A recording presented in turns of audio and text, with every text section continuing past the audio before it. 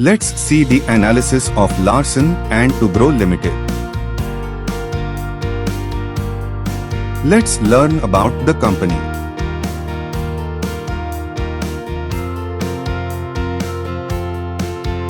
See company overview and pros and cons.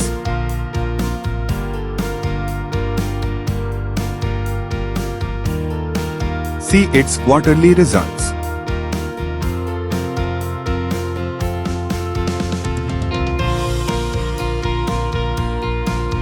See company profit and loss.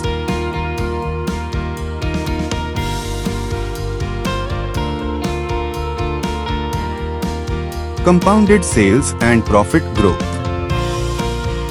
Stock price CAGR. Return on equity. See its balance sheet.